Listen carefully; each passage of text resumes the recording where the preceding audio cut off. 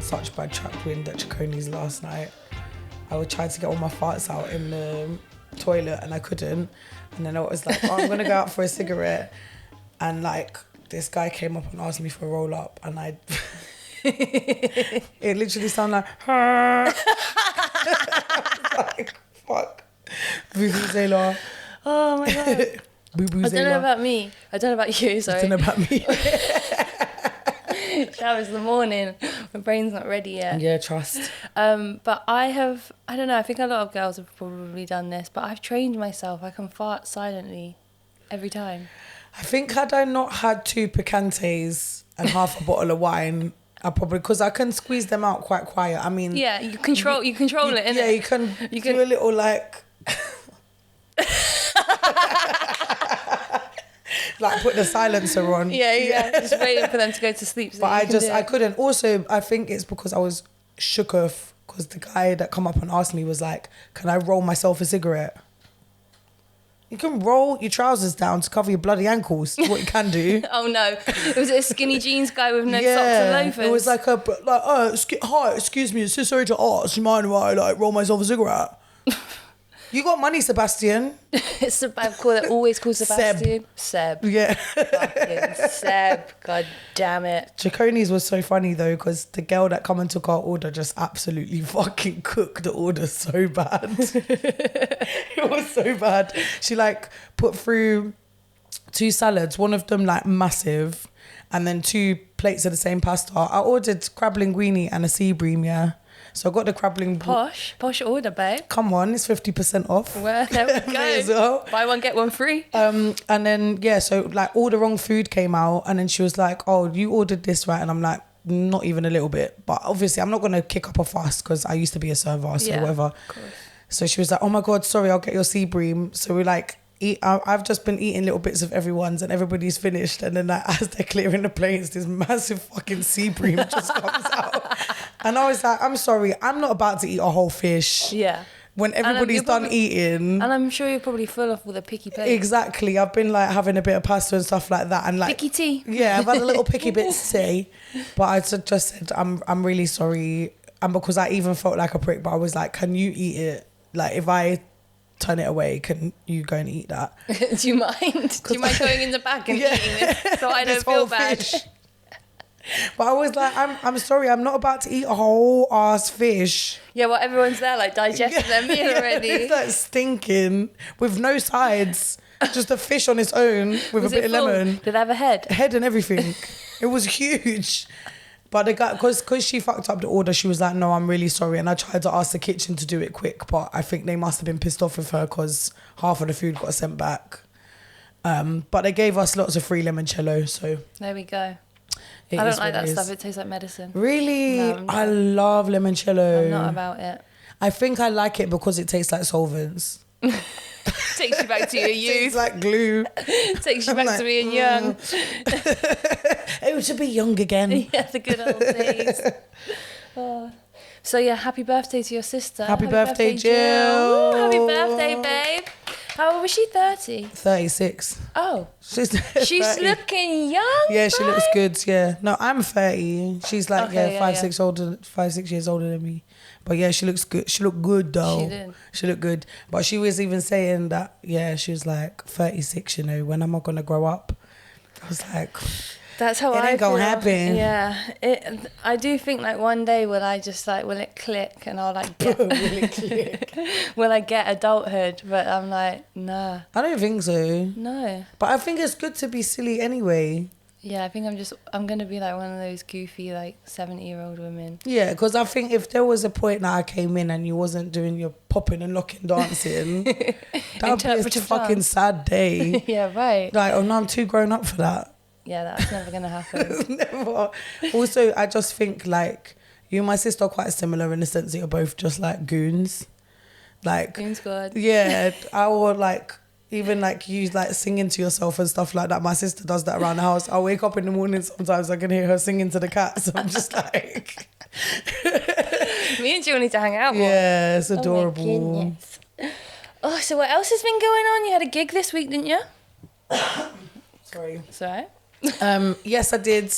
Roundabout Comedy, shout out Roundabout Comedy, that was really fun. Yeah. It's just an open mic, headlines. It was nice. I met this American comic called Tevin, who's asked me to do Secretly Drunk Comedy on Monday, which is like, I think there's like 8 comedians or something and 2 of them are drunk and the audience has got to guess who's drunk. Oh, okay, that's fun. It's gonna be me.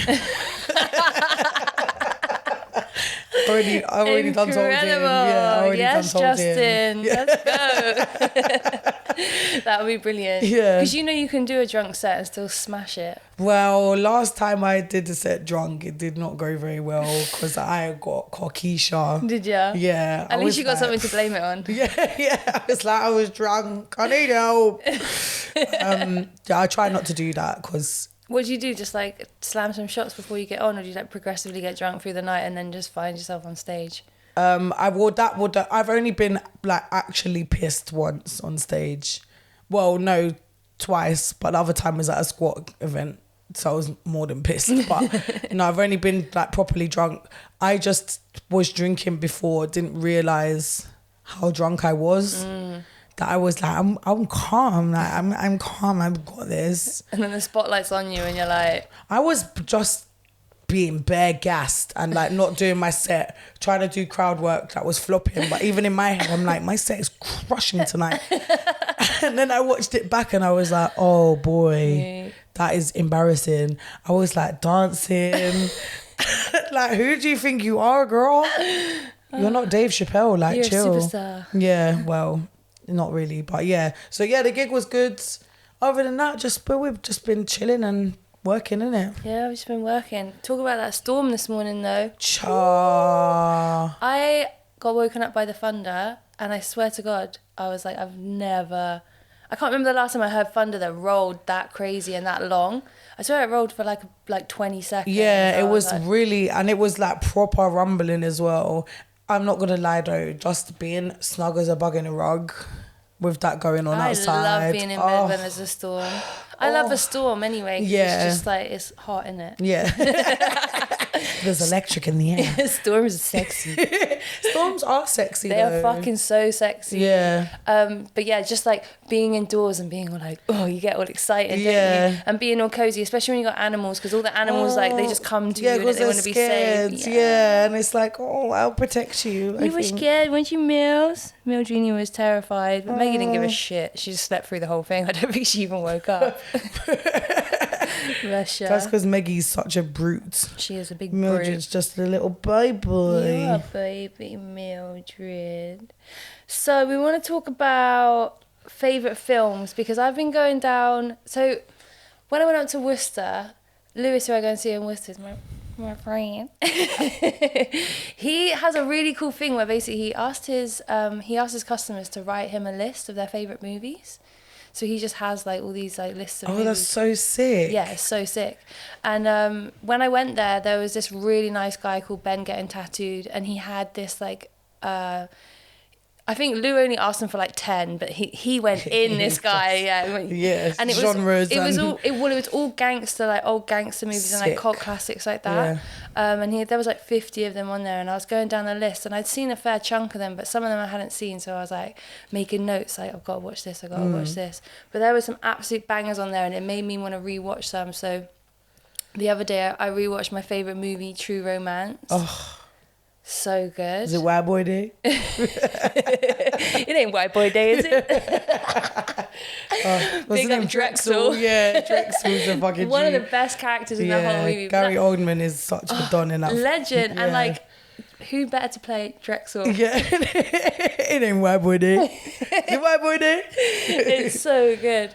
But yeah, I watched that, and you just forget how many like legends are in it. Even Brad Pitt's in it. He's not a big part, he's like a tiny little part in it, but he plays this stoner. Yeah, he's the stoner guy, isn't he? Yeah. Yeah, doesn't he get fucked up?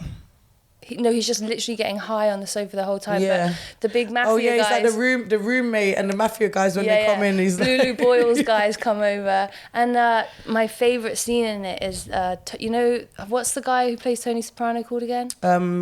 James Gandolfini.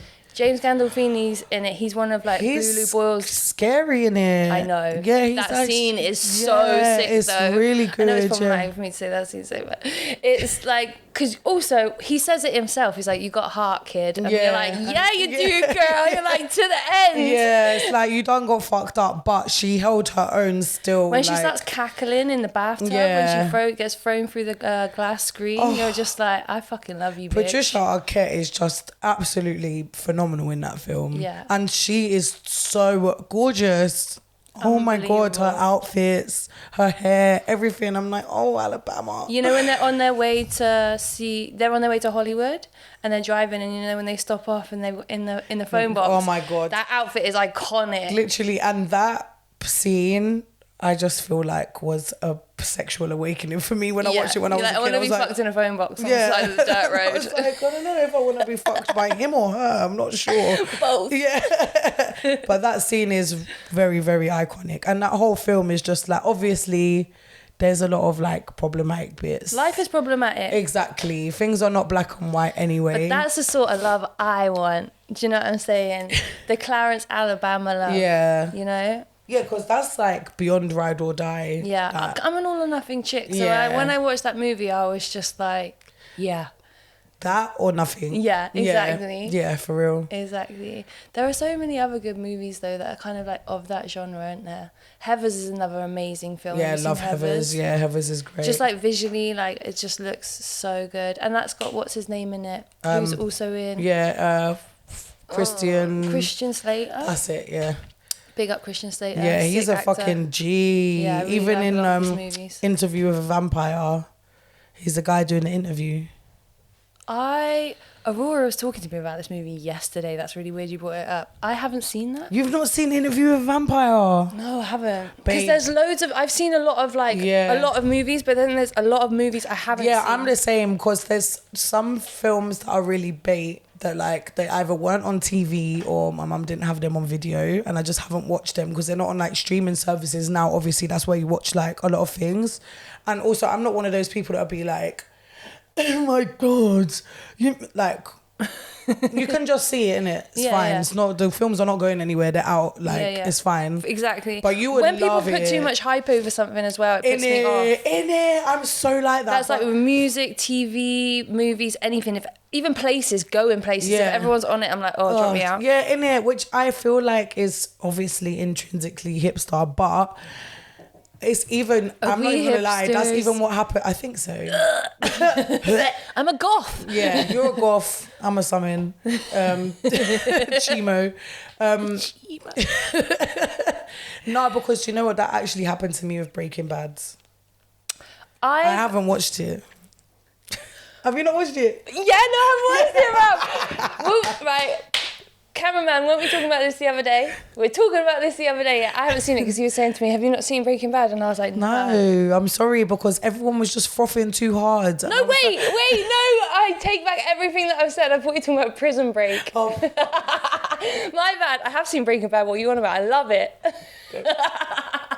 I started watching... Jesse is the best character I started ever. trying to watch it recently because I'm like, no, I do need to watch it because like... I feel like I know everything anyway because it's been so long, but I have actually managed to get into it finally in 2024. Good for you, girl. Yeah. Better late than never. Exactly. But I think, you know, it was because that was like the first, like Breaking Bad and like The Wire were kind of those first like big. Do you know what? It's hard to get into because that's another one that I was like, I really want to watch it because I know with those series, it's always going to be a slow burner starting it. But once you get into it, because it's like you have to pay attention to a lot of things, which... Hard. It's not my forte, honestly. But I do want to watch it. And same with Breaking Bad, though, because I like... Even though it starts off with a bang, I still just found it a little bit like slow to proper get going. There are bits in it which... There are characters in Breaking Bad that I loathe. Like, I hate... I'm a stoner, so my memory goes to me. So what's the main guy called? There's Jesse, who's the young guy. Walter White. Walter, yeah. Walter, I hate, obviously, everyone hates Walter. Like, there's... Oh, do they? Oh, yeah, because you haven't watched a lot of it. You're like, obviously, I'm like, oh, swear down. Yeah, so I personally didn't like him, and I think a lot of people would agree. His wife pissed me off. Everybody hates Skylar, yeah. Skylar, yeah. So when there was, like... a lot of it's heavy, like focused. The storyline's focused on their dynamic.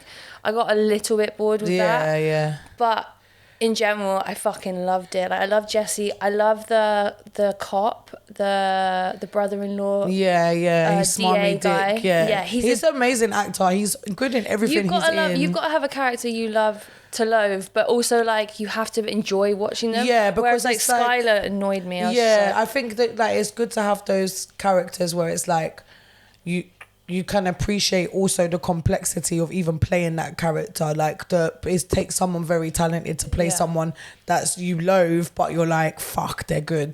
100%. Because I'm trying to think of who's like that in Sopranos. You kind of love everyone in Sopranos. Yeah, I'm like Ralphie, I guess. Which one's Ralphie? He's the one that beat the skinny one that beat up the girl. Oh yeah, fuck that guy. Fuck that guy. But also, I'm like. But yeah, because you do end up liking a lot of the characters, but these are bad men doing bad things. Yeah, so you need a reality check. Yeah, you need them to actually do something fucked up, so you can actually like, okay, we're dealing with the mafia. Yeah, here. Exactly, because you end up being like, no. Even fucking what's his name, who ended up being an informant. Big pussy. You kind of like, I'm like, you love him, but you're like, I don't want you to get caught, but at the same time, you're a snitch. Even with Thingy's girlfriend, Christopher's girlfriend, Adriana. That storyline. And I felt so sorry for Adriana because she got baited into that whole thing by the exactly. feds. Just because she's like such a sweetie pie, then she was like lonely and wanted a friend, and this girl comes along and like their powers and stuff. It was just like, it was so deep, and because I guess like obviously I don't condone snitching, of course, but at the same time it was like, Chris, like hear her out, because it wasn't her fault. Can't you guys just like pick up and go somewhere else? And Tony fucking ends up doing him in the end anyway. So it's like, you should have just taken that opportunity then, but no, you even snitched. And because, oh my God, when Sal kills her, I'm like, you can see that he even like he didn't want to do it. Yeah, he obviously thinks that she's a rat, but they were all but she was like a daughter to all of them. Do you know what I mean? Well, her and Tony nearly. I would, and that's hot. Tony could get it. Tony could get it. I would, yeah. I love Carmela. Carmela is an absolute fucking Carmela, G. what a fucking icon. Your hair is its own icon. Yeah. Hair's got its own postcode. Like, whoever was in charge of her wigs on set, bravo to you. Bravo. Yeah. Honestly. Compliments to the chef. Iconic. Yeah. But her whole character, fucking loved her. Because she fucking, obviously, she was done with him. Yeah. But she was also a ride or die to the end. 100%, like, regardless of what was going on, as long as he, like, because even the thing with the cheating. Keep the goomars out my sight. That's it. It's like, I know you're going to have goomars. I knew what this was when we was getting into it, but don't bring that shit into my fucking home. That's it. Respect, Tony. Yeah. Oh my God, that was so good. Thanks, babe. Damn. I was like, Carmela? Am I in her house? Falco, is that you? Don't worry, babe, you're in East London. I was about to say my address then. I was like, oh. Cut that bit. Yeah. But I love Sopranos. I even love when Carmela like kicks out the priest. When she's just like, I think you like to toy with the idea of getting with someone, and I think you like to eat up everybody's food in their house. I was like, you tell him, girl. You don't ramp with her, bro. Don't fuck about with Carmela. Like, either you're gonna smash or you're not gonna smash in it. When she's like saying, I've got a beautiful Barolo, I can make us a few sandwiches. I'm like, she's trying to put the heat on. Good girl. Bless her. But yeah, I'm trying to think of what other, because like, I've been watching The Sandman I was telling you about. Yeah. In The Sandman, there's the Constantine family. So I went back and watched Constantine. Have you seen that film? So is that all linked? Well, I don't think it's like directly linked, but like, because I think Constantine. Yeah, it's like, so it's Neil Gaiman wrote it, but I think he draws in a lot of characters from like legends and other stories and other shows and films and stuff like that. So it's really cool. But have you seen Constantine No, with I Keanu haven't. Reeves? No. Oh, that's I another love one Keanu you as well. love. It's amazing film. It's got Keanu Reeves. Is that the one on Tilda the cover where he's Swinton. got angel wings? Yeah, yeah. Okay. So I know what it is, but I've never seen it. Yeah, that's another one that you'll love. We should have like a kind of horror movie, like. You know, I can't be watching them horror movies on my But it's own. like, so let's have a little marathon where we could do Interview with a sleepover? Vampire. Yeah. Sleepover, scary marathon. We can do Constantine, Interview with a Vampire, and then like movies that I definitely have not seen that you have. Yes, 100%. I'm trying to think what I've seen that you haven't. But you've seen like all the Weird and Wonderfuls. Have you ever seen oh my god, what's it called? It's quite a new. I think we spoke about that one because I'm not really a scary movie kind of girl, so like I don't watch them often because that shit freaks me out. Yeah. Like, my imagination runs riot. Yeah. Especially when I'm on my own at home, I'm just like. Trust me, even I'll be scary TikToks. I'll be like all the creepy stories. Oh my god, I keep on getting like, all the skinwalker stuff coming up on my TikTok, and I'm like, I'm not at home on my own, and I'm like, even when animals come in, I'm like, are you an animal or are you fucking skinwalker? It's true though, isn't Yeah. it? I had to take a break from TikTok because my algorithm is so like conspiracy theories and all these like weird myths and legends scary, and things like that. But I went because I was on a train the other day. I had a few hours to kill. I didn't have any work to do, so I was like, "Fuck it, I'm just gonna go on TikTok and see what my For You page is saying." Yeah, because I love it. I always get sucked in. But yeah, I was watching all these like different podcasts that talk about like creepy shit and myths and odd things that happened, and there was this thing called Mel's Hole. I told you about it yesterday. So Mel's Hole, for anyone watching, you should look it up. I think it's in America. Basically this guy bought some land, and on the land it's like he had acres or whatever, but on the land there was this like hole in the ground, like a big looking well ass thing. Big looking well ass thing. So this guy was like, whatever. He asked like the neighbors and everyone around, like, what's the deal with this hole? Like, do you know where it leads? Is it deep? Like, what do you do with it? And the What do you do with it? And the neighbors were like, oh, we just throw our trash down there. Like when farm animals die, we often like throw dead cows and shit down Even there. that is just crazy to me that you would just dash a dead animal. But that's country shit. Do you know what I'm saying? Like it's either that or you're gonna have to bury it. Yeah. You gotta dig a big ass hole or you gotta burn it. Yeah. It's like it's probably just easier to just Dash dump it in the hole. Yeah. Yeah. But anyway, this guy who bought the land, he got curious about the hole because you would. Yeah. And also one thing that he noticed was that like animals were scared of going near it and all of this stuff. Like, so he had these lines of fishing wire because he was a fisherman, right?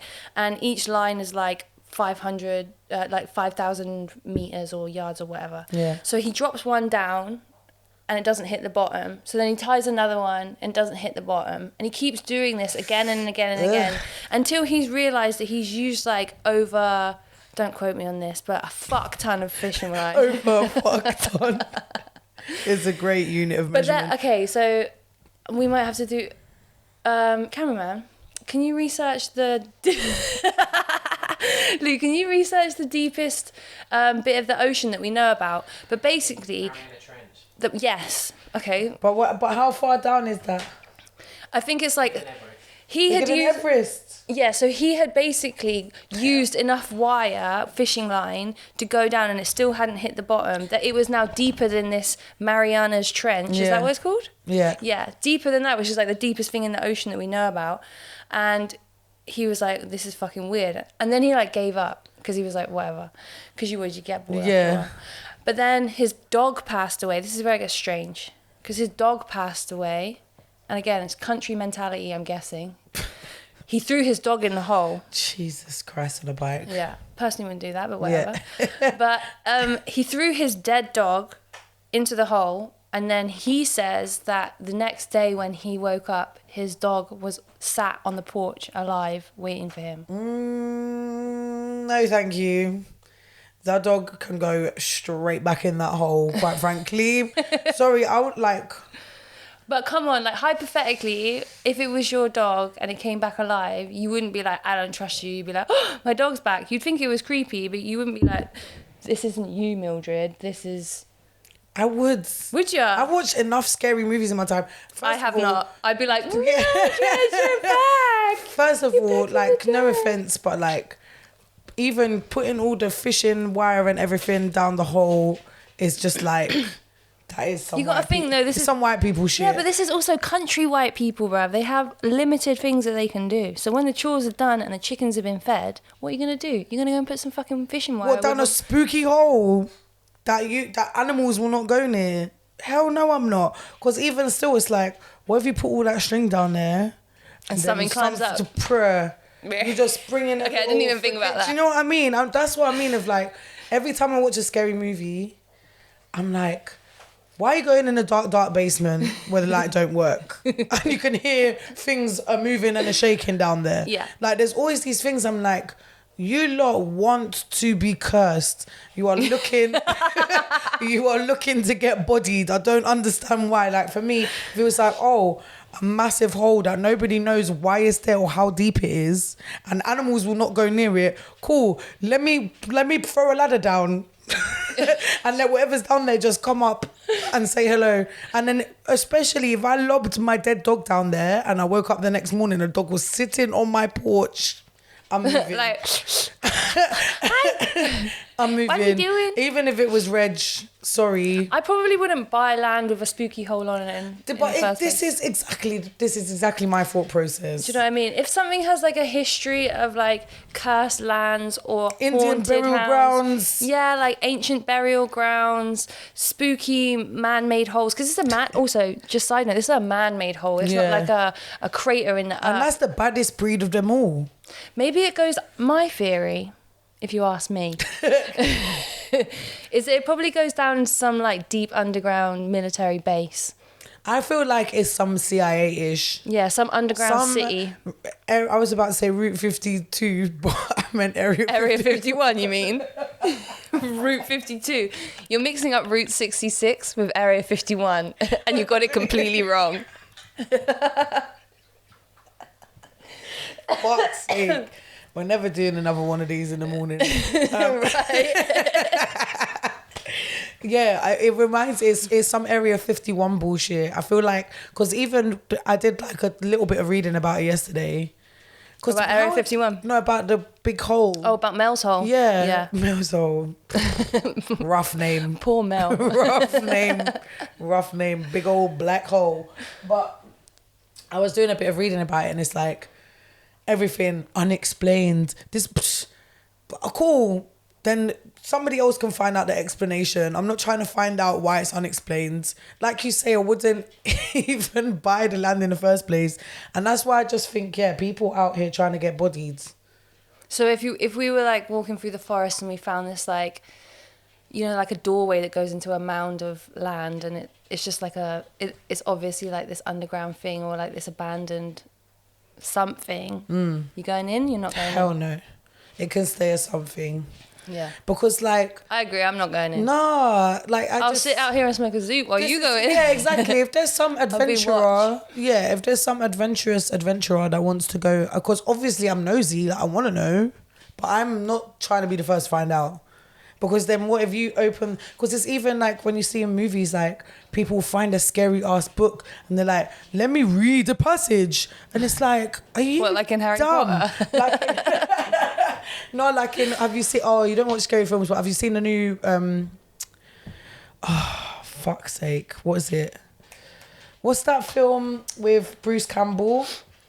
Evil Dead. Have you seen the new Evil Dead? No, I've seen the old one. Yeah, because even in the old one, it's like you find this book that looks like it's made from human skin, and you open it and you're like, oh, let me read this ancient language. How would you even know to read it?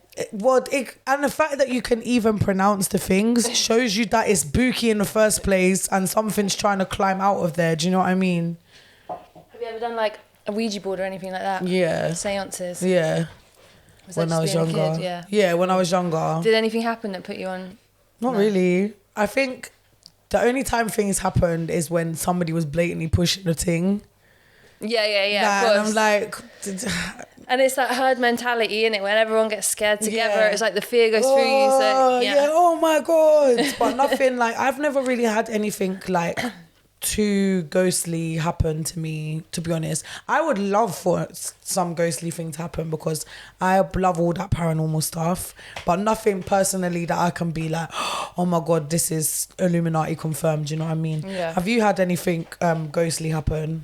No. Nah. I don't think so. I just scare myself. Yeah, so And I know I would blame it on my imagination because Yeah. I know my brain just goes to the most like crazy shit. Like it happens to me all the time here. Like I'll come downstairs in the middle of the night to like get something, or like when I'm walking back, I'll like get this feeling sometimes. But I know it's just me scaring myself. Yeah, exactly. And because I know that my imagination is tapped. Exactly. And like when I'm in the house on my own, because I think mainly for us as well, it's like more like attacker things. That's more my fear than ghosts. Because obviously, like I've spoken about this on this podcast before, but like the Golden State Killer, the man who would just like leave weapons for himself. He would like break in, leave himself an escape route and leave weapons. When I'm in the house on my own, I'm like, my man could be in here right now. Like checking under the couch, where's the rope? Yeah, always. I'm like, he's left something in here. And then even with Reg, when Reg just starts randomly barking and there's no sounds, I'm like, is someone in the fucking gaff? Yeah, when I've had to learn like noises of the cat's feet. Yeah. Because that will make the dogs growl sometimes. Yeah. But I can't hear the cat's feet so well. you just hear growling and it's like, because this is the thing. Obviously, we have bodyguards, so don't even get it twisted. But when you're in the house on your own as a woman... Yeah, of course. There's always that... Yeah. Like, every night, you make sure everything's locked down. Yeah. Borstal My style. sister don't, though. Like, I have to text my sister, like, I'm not coming back tonight. Can you please lock the door? And she's like, oh, yeah, I forgot. No. I'm like, girl, are you mad? No, we live in girl. Bow as well. Yeah. Obviously, we've got a security gate in that to the block, just so you know. But but even still, I'm like, that's not enough for me. I'll lock the door, chain it, put something there, like, so if the door does open, Yeah, and I wedged the door. Because obviously the chain ain't going to do shit. No. But I wedged the door with something, like I put something up against it and like wedge it down underneath the letterbox. And then at least... if it's not going to stop anyone coming in if they want to get in. Give me a little head start. It gives a bang, doesn't it? Yeah. Which alerts them, which alerts me, which is enough time for me to arm myself and get ready for war. I think that anybody that would try and break into our house would be a fucking idiot, though, to be honest. Yeah. And I feel like home invasions are rarer these days. They are rarer these days, and because I think more often than not anyway, like if that is gonna happen, is someone you know, because I don't think anybody's gonna try go to a random house that they've never been in before. Never. And try and... Because half the houses around here ain't got shit in them. Exactly, yeah, especially round here, do you know what I mean? Should we do questions and answers quick? Should we do the period confessional? Let's do the period confessional. Also, wait, before period confessionals, if you have any ghost stories or any spooky stories or anything like that, we would love to hear them. Please send them in to podcast@ff-tv.com. We'll put the thing. Was that right? Yeah. Okay. Please send your scary stories. Because we love scary, spooky things. Like real life stuff or like things that you've heard or whatever. Yeah, like paranormal spooky shit. Anyway, period confessional. Period confessional. Brought to you by Day. Yeah, big up Day. Thank you for sponsoring us again. If you want to go and check out Day, we have a discount code which is POKES15. Bang on. You get 15% off if you put in the code, and they do incredible stuff from organic tampons to CBD organic tampons, and then loads of other stuff for women's sexual health. So yeah, check it out. Check them out. We have got a wonderful story here. You're gonna like this one. So clear his throat. Me. Right. To set the scene, I live with my fiance's parents and I use tampons. I was always taught to throw them away since flushing them would clog the toilet. Period. One day after work, I came home and nobody else was in the house. I go upstairs to change my tampon since the bathroom I use connects directly to my room. As I go up the stairs, I notice a few little pink stains on the stairs, but whatever. Someone must have taken some juice upstairs to drink or something. At the top of the stairs is a hallway. I see more little pink stains on the floor as well as little pieces of, what are those? Dead bugs? Food? Was a small animal torn to bits up here? I start to feel nervous about what I'm going to find in my room. It's at this point I should probably mention that my fiance's parents have a terrier that gets into the trash when it's bored. Oh, okay. I enter my room and it looks like a ballerina got stabbed to death and put through a paper shredder. There's blood-soaked fluff everywhere, including on the top of the clean clothes I'm too lazy to put away. There are red stains on the floor and the trash has been dragged out of the bathroom and onto my bedroom floor. I can only assume that the pink stains I saw earlier were a combination of my menstrual blood and dog spit dripping out of her slathering mouth.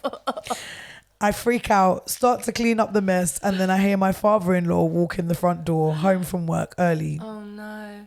Thankfully, he didn't immediately come upstairs and I had enough time to get the blood out of the stair and hallway carpet before he saw. But ever since that day, every time I had a period, the dog would not leave my side, staring at me. I think I gave her a taste for blood. That is so funny, but also not surprised. As a dog owner, not fucking surprising. Yeah. Mildred, this dirty little bean, Dirty little bean. she went through a real phase of like being obsessed with my dirty knickers. She would like raid the laundry basket and she'd like eat the crutch out of them. Yeah, that's what Reg has started doing as well, and I'm like, boo-boo. When the pussy this good, honey. When the pussy this good, it got a dog in me. But I remember years ago I went to my friend's house, a couple who was married, and they had like a miniature pincher, and this little thing was kind of aggressive, you know. And I woke up one morning and he was like in my room and he was just in my suitcase just ripping the shit out of my knickers. Ugh. Yeah, just there with one of my pair of knickers just like and I was just like, I was kind of traumatized by that. Brother, when is your own dog? Yeah. When is my own dog karma? No, you don't. Please like, get your dusty dog away from my knickers. Thank you. Can you please buy me some more? Yeah, exactly. All my knickers are gone. I don't know why it feels a bit like perverted, even though it's a dog. But when it's not your dog, dogs are minging though, aren't they? Do you know what I mean? They're little creeps. Yeah, Maggie eats shit. She rolls in it. She found, I was in Victoria Park once and they're off the lead all the time in the park. They're really good with recall. Like, I can walk on and like not worry about them. They'll never venture too far. They'll always be around me. But Maggie, she caught the scent of something like next to one of the paths in Victoria Park near one of the gates, just on this end of the park actually. But we were walking and she found something and she was fussing over it. And I was like, I got like 20, 30 yards and I was like shouting, Maggie, Maggie, she's not coming. So I'm annoyed now because I have to go back and that's not something I like to do. Yeah. So I go back and I can see that she's got something and it looks like a log. It's probably like 10 inches, 10, 12 inches. And it's like, it's girthy. It's like that. Yeah. And I was like, what is that? I just thought it was a stick. Yeah. And as I got closer, I realised it was a spinal cord, like a spinal column. But honestly, it was so big. I looked at it and I thought, that looks human. Yeah, bruv. I was like, Oh my God. And obviously because in my head, I just looked at it and thought it looked like a human spine. I was like, oh my fucking God. So I was like, drop it now. And she wasn't having any of it. So I was trying to get it out of her mouth, but obviously I don't want to touch it. I don't want to touch her mouth because it's all been all over it. So I'm trying to I'm trying to kick it out of her mouth. I'm like grabbing onto it and I'm trying to like kick this thing out of her mouth. Anyway, I get it out of her mouth and I put her on the lead because she won't leave it alone. She's going to go back for, And then literally 50 yards away, we walk on 50 yards and I'm like, cool, she's probably over it now. Take the lead off so she can keep walking with us. Bolts straight back. I'm just running. No, Maggie, please. Oh my God. But honestly, I didn't know what to do because it was just so gross. But maybe I should have called someone. I feel like you should have probably called the police, but at the same time, there was loads of people in the park there. Yeah. I'm sure. I don't know. Do you know what's more scary for me is just the fact that she's got a taste for human bones. Maggie's got a taste for fucking anything. Yeah, that's true. Maggie... Was she rolling a dead rat before? She'll roll in anything dead. She'd eat a dirty nappy if she could. Do you know what I mean? This is what the kind of levels I'm dealing with this bitch. The other day I tried to make a nice video of the girls running in the park, like for my story, you know. Oh, look at me, the sun's out, and with my dogs, how cute am I? And I'm making it, and then I'm like, see Maggie just rolling, and then I run over, and she's head to toe covered in shit. But also, I think, like, clean up shit in it. Mm-hmm. Like, when you're out, allow it. Like, clean up shit. Obviously, everybody can get caught 1 or 2 times without a bag. Yeah, we all get caught short without a bag sometimes. It happens, innit? But yeah, like, as a dog owner, I really fucking... You're making us look bad, people. Yeah. And I think because I've, like, pretty much everything I have with pockets has a poo bag in it. Yeah, even like my out clothes. I'll be out at a fancy dinner or an event, and there's like a roll of poo bags in my pocket, and I'm like, dog owner eleganza. Yeah, exactly.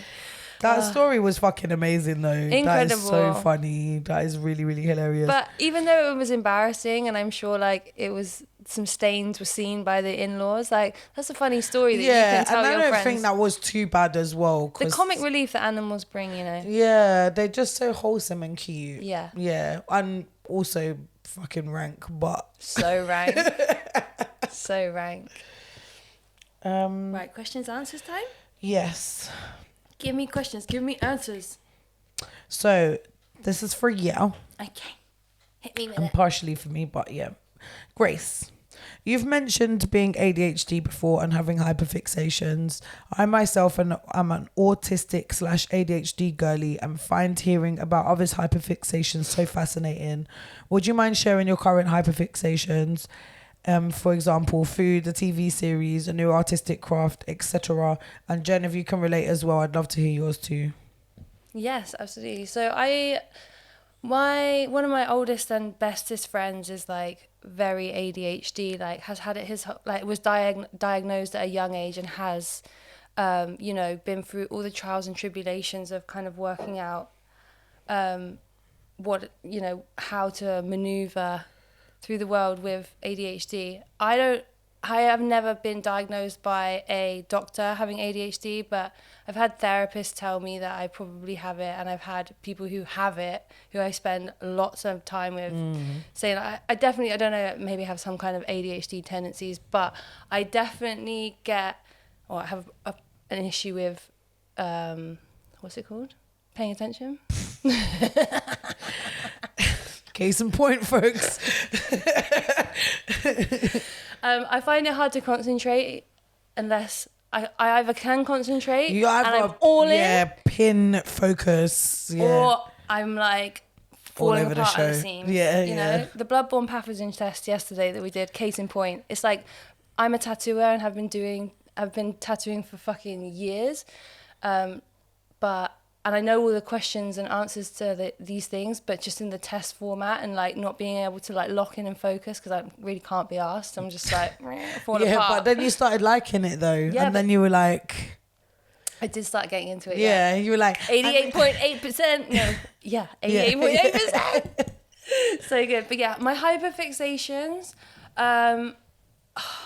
Music and food are probably the easiest ones to describe my day-to-day. Like I get hyperfixated on songs, so I drive my friends crazy.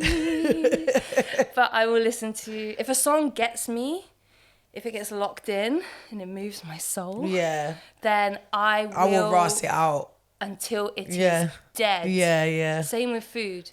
Yeah, just rust it out until I can physically never see or hear or taste that thing again. Yeah, so eaten mess is something I'm hyperfixated on and have been. My hyperfixations with food can last quite long. Yeah. So I've been hyperfixated on eaten mess, which for anyone who doesn't know, it is whipped cream and berries, so like raspberries and strawberries and meringue, and you mash it all up, mix it together.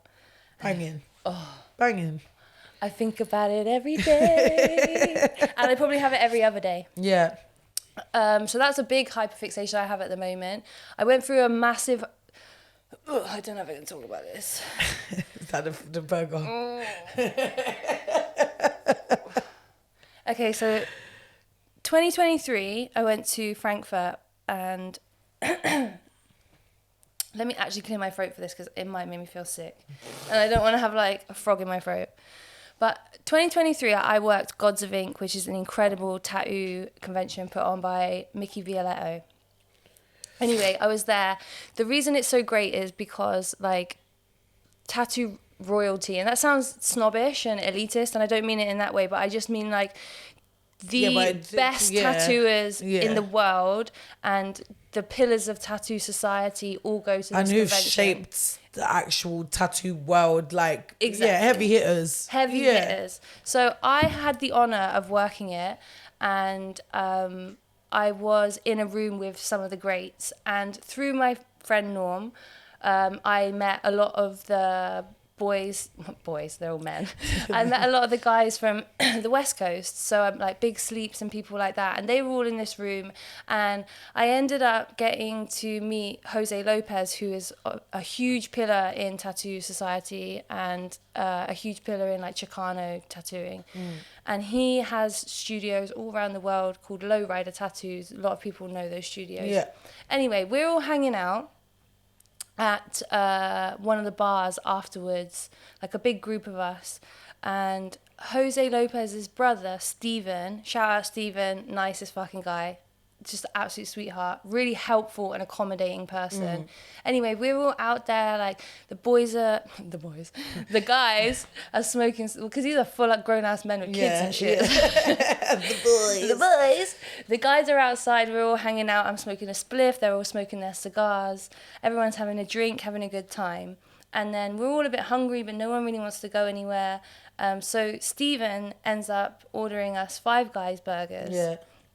And I've had Five Guys burgers loads of times. Nothing new to me. But he ordered it his way, which was like with and I know it's going against my moral code, but a tiny bit of mayonnaise. It was like a cheeseburger with mayonnaise and fresh jalapenos in it, right? And he cut them into quarters. He ordered them all, and he like unwrapped them all, and he cut them into quarters, and everyone was having a little quarter of these burgers. Canapes. It was amazing. But this fucking burger hit me different. You were on that for a hot minute. So I got hyperfixated with these burgers, the way that Steven does it. Yeah. And I ate a Five Guys every day for 17 days. Was it actually 17? Yeah. Fucking hell, babe. 17 days in a row. Yeah. Not chips or anything. I just had to have the burger. Yeah. And on the 17th day, I think I was like halfway through it, and I was like, I can't go on. I can't go on. You're getting sick in the head. You know, this is becoming a problem. Yeah. And I made my mind up halfway through that burger, and I couldn't finish the burger. And since then, I cannot look at a Five Guys. When I see it on Uber Eats or Deliveroo, when I'm scrolling, I have to like... But it do be like that though, because you just, I think because I also relate to like hyperfixations and stuff like that. I'm like on the waiting list to get assessed for ADHD, and like you just can't enjoy things in a normal way. No, it can't just be, oh, that's a really nice burger. Oh, do you know what I really fancy, which I haven't had for a while? It's like, no, I'm gonna eat this every single day until I vomit. And also, it's like Five Guys is not cheap as well. Eating Five Guys every day for 17 days, that's a costly habit. Right, and it was delivery as well, so I'm paying delivery fee. I know, I was like, you can't afford to do this anymore, babe. Girl. You need to sort your life out before you're tossed out on the street. You're not that guy, pal. Yeah. But it is interesting, like, not to turn this into a heavy conversation, but I've always said that I have a very addictive personality. You know, like I do get hyperfixated on things. Some things that are healthy for me, some things that are not healthy for me. Do you know what I'm saying? But it's interesting how like I wonder if like addiction plays a big part in people who have ADHD. Oh, it does. It's massive. There's like, I've got a book that I'll lend to you once I've like been able to concentrate and finish reading it. In a few years then. It's called the ADHD Toolkit for Women. Okay. And it talks a lot about that correlation between like generally people like ADHD or on the spectrum, like in other ways, any sort of like neurospicy folks, undiagnosed, do tend to lean more towards having substance abuse issues because it's just a way of calming yourself. Because you got like, yeah, it helps. It does help for a bit, obviously not long term, but like self-medicating. In the UK, you can't just go and get assessed for these things. I put in my initial screening for ADHD at the start of last year, and they told me it's going to probably be another 2 years until they even read it to say whether I should be assessed. And then probably from there, it'll be another few years. Jesus. So this is like a 4-year process. And obviously, like, women do get diagnosed later than men because we have to be better. It also presents differently in women than it does in men, because right? it's more like for women, it's more attention deficit than hyperactive. Mm-hmm. And I think just because like standards are higher for women generally anyway of like our behavior, we have to mature a lot quicker than boys. You know, that's just a fact. So it doesn't get found out. But I think because of that, then when you start getting into your 30s and that, it's like, why can't I do anything? Why am I like this? Yeah, why can't I focus? Yeah, no, it's a problem. Yeah, it's really bad. That's why we can't drive, babe. Because I think at the drive-in part, we'll smash that. But it's the theory. Oh. Can you pay people to do your theory? Luke. Hey, cameraman. If anybody's up for putting on a wig. Oh, yeah, you got to go in there. You can't just do it. It's not just online thing. That's peak. Yeah. So, no, I don't think you can. Unless you get like a proper doppelganger. But I think that would be a bit hard for you, babe. I'll just get some contacts and we'll draw on a red. Get them Draw on a red. Get them a fucking wig. Do a quick young scarification. Free of charge, of course. But yeah, I think that it's holding us back from driving, certainly, and many things, I think. Wow. But it's also a superpower because when it comes to the crunch and we need to get things done, if we're your fucking girls, do you know what I mean? If things need doing, we'll get it done.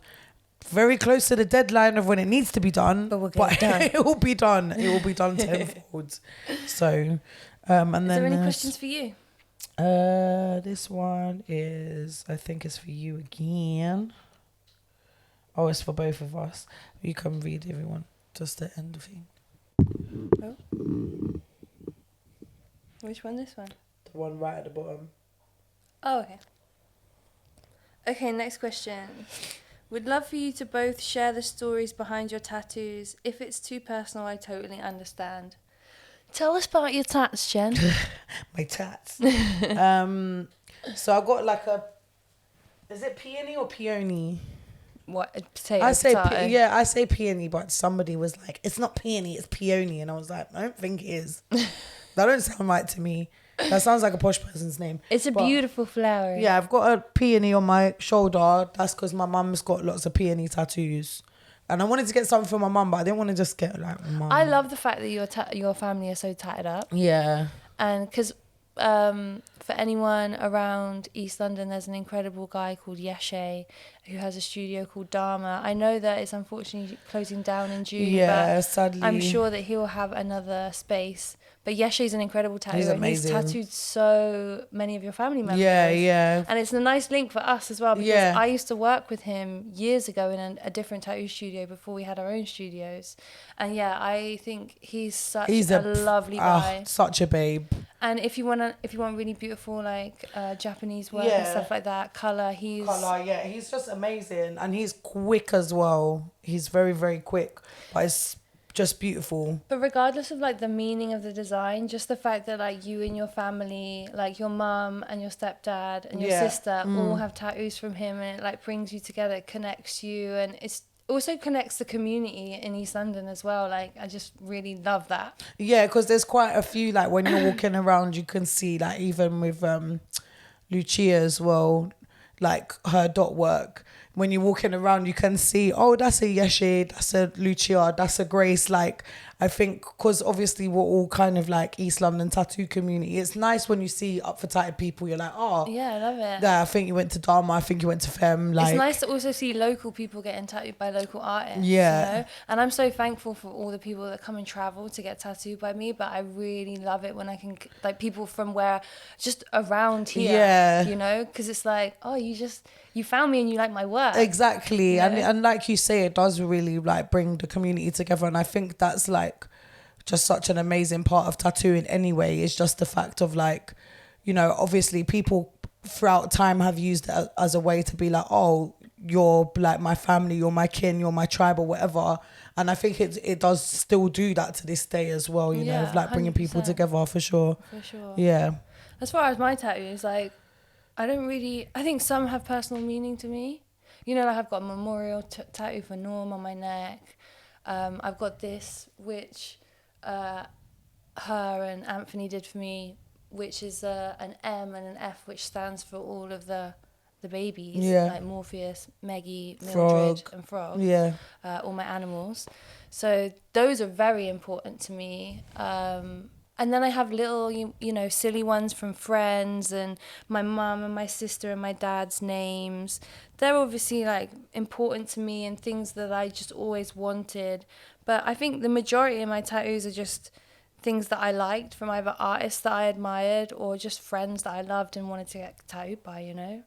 Yeah, because I think there's like a lot of like onus put on, oh, tattoos need to mean something, blah, blah, blah. And it's like, you can get something just because you think it looks nice. They don't need to mean shit. You get a whole bodysuit that you just think looks sick. Yeah. And that's it. Yeah, and like obviously I think it's nice with tattoos to like have some meaning, of course. Like if there's something really special to you want to get that, then calm. But I don't think it's like end of the world if you're just like, oh, like I've got freaking Mambo number 5. That is one of my favourite tattoos. It's done by Holly Does Tattoos. Oh my god, so good. So anyone who can't see properly or is listening on audio, it's a perfume bottle, a Chanel number 5 Chanel number 5, bottle. yeah. But instead of Chanel, it says Mambo. It's got like Lou Bega where like the Chanel bit is. It's so good. And I think that it's funny to just get like silly shit as well, you know, like stuff that just makes you laugh and even like other people laugh. Yeah, tattooing doesn't have to be so serious. Exactly. You know? Like it's an art form at the end of the day. And like, I love a novelty tattoo. Oh, if it makes you laugh, fuck it. Why not? Because I had like one of my friends, Sean, that I was traveling in Vietnam with. He's got keep on keeping on like down the side, and then just like a massive Vegemite thing. And it's like, fuck it, innit? Like if it's funny, then why not? Talking point. Yeah. Sometimes tattoos are a great talking point. Exactly. Especially if they've got a funny story. Yeah, exactly. Oh, well, that has been a lovely chat. Questions and answers. I think we're going to keep this one a little bit short and sweet this week. Yeah, definitely. We've got stuff to do today. Yes. You ain't got shit to do. Yes, we do, Smokey. Yes, we do. Little Friday reference for you all. But yeah, anyway, we will see you next week. Yes, next week. Like I said, scary stories, questions, period confessionals, podcast at ff-tv.com. Please do send over anything, and also use the Pokes15 code to get yourself some day supplies. Yes, absolutely, and stay safe out there, and we'll see you next week. See you next week. Bye.